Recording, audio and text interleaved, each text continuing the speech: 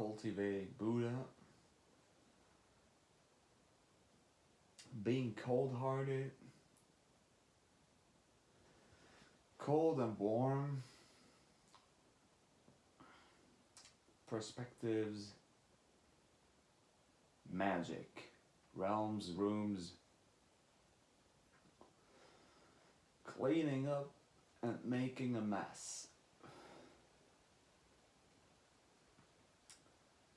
See, from a very high perspective, cold and warm is the same thing. Considering the Hermetic laws, when can we say something is warm? When can we say something is cold? It's the same. Go into your bathroom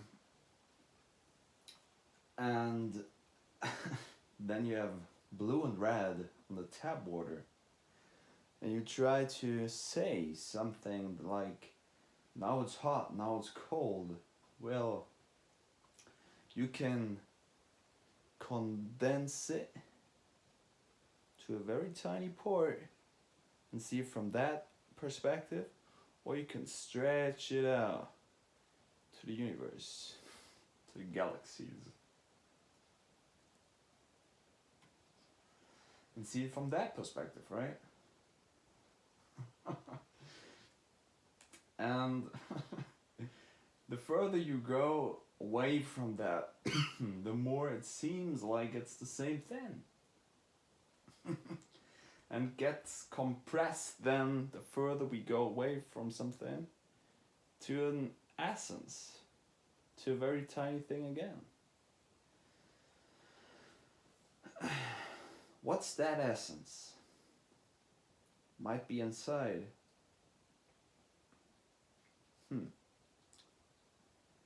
So why is it then to be cold-hearted to be a good thing? Why might that be a very high perspective of things? Isn't that then the same as being warm-hearted? To have love is love the way because it's green in the middle chakra. Well, to be cold-hearted might seem actually not to be cold specifically. It seems to be cold-hearted means that you become very tough and hard. And then toughness and hardness and being soft might also be the same thing, right? Or they differ. But being cold-hearted means to not get attached to an emotion, to a feeling. And to overcome the attachment of the feeling, to overcome the feeling itself, the emotion. You just see everything as an everlasting flow of consciousness, a journey, the way, the Tao, the Tao. You're already on the Tao, you're on the Tao, you already succeeded. Because there's nothing to chase. Chase a feeling, chase what? What should you chase? What should I be after? I can only see fulfillment in the everlasting flow. Because once I get a certain feeling, the next thing appears, right?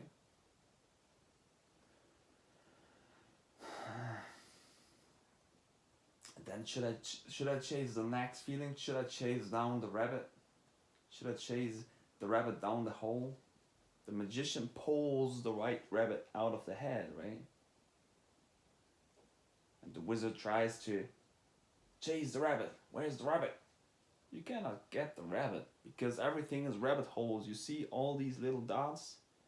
Those are all rabbit holes you can get inside and can get out, can get into the next one. So this is what being cold-hearted means, to cultivate Buddha.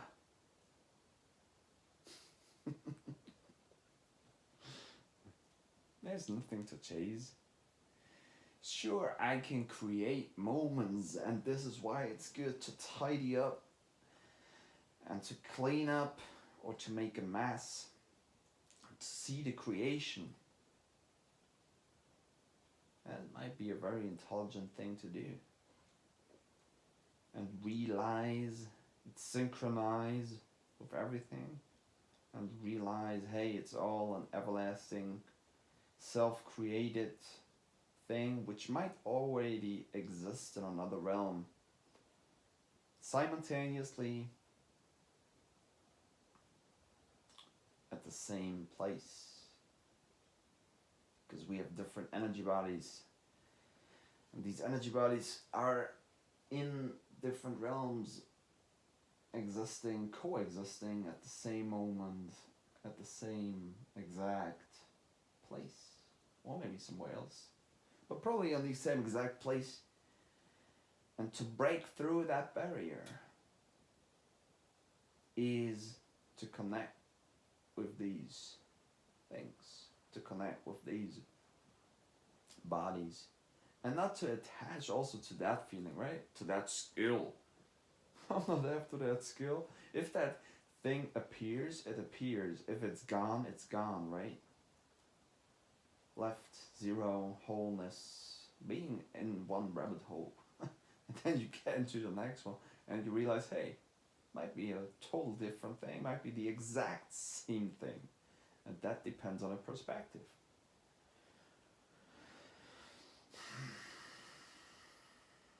So, we have the breath, we catch the breath, we catch the belly,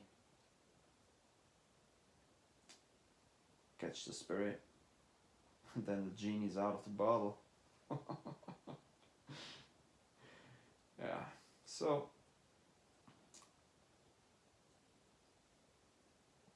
the philosopher's stone is already inside of me, inside of you, created through some crystals in urine, in aged urine. Nah, it's already compressed inside. Is it developed via urine looping, or via a lot of different other practices? There are so many ways to self-realization, realize.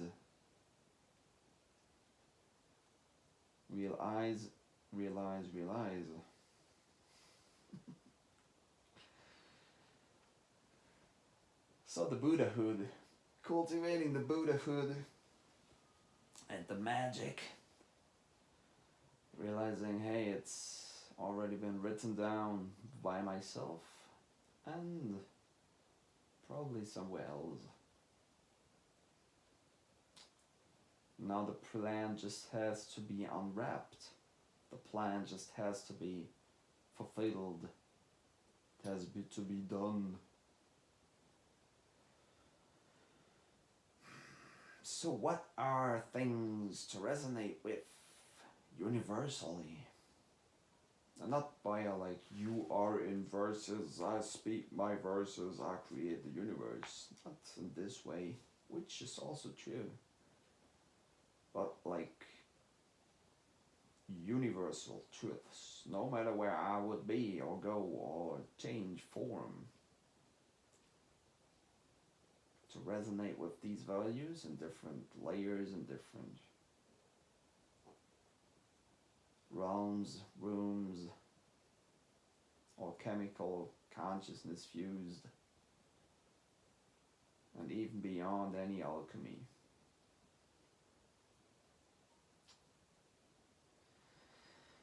And I'm speaking here only from my experience, and I'm not trying to put these high level, the highest level probably, the highest level of technology into falsity. But I like to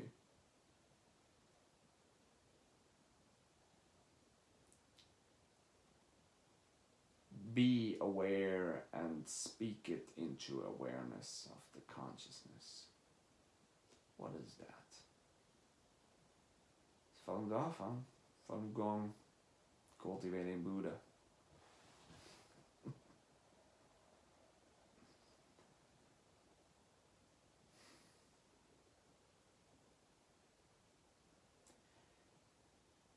I resonate with Shin, Shan, and Ren. Truthfulness, compassion, tolerance, forbearance. And these values might change in different realms and different layers. They not might have the exact same saying, or letter even, writing.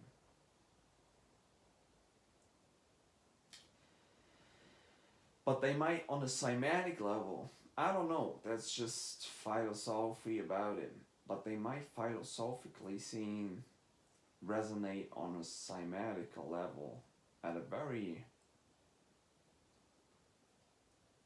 well, I don't know, I can't say that actually. No, I don't know this. I just can't say that I'm resonating in this layer, in this realm, with truthfulness, compassion, tolerance, Shin, Shan, Ren. And these things might very much change form in another realm.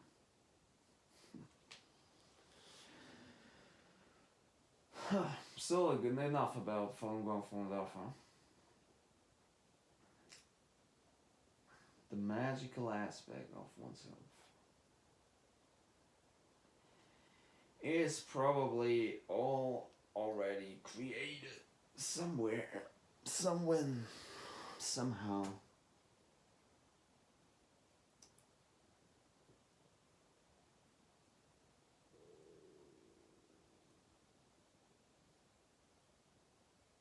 I don't chase any rabbit.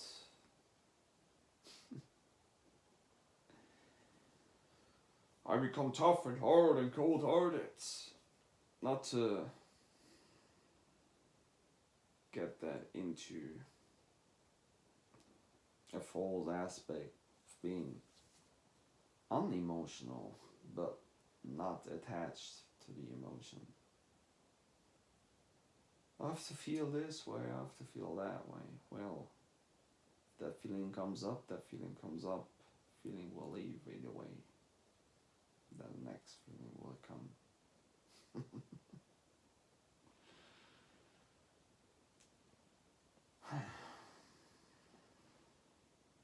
Observe the river, observe the consciousness,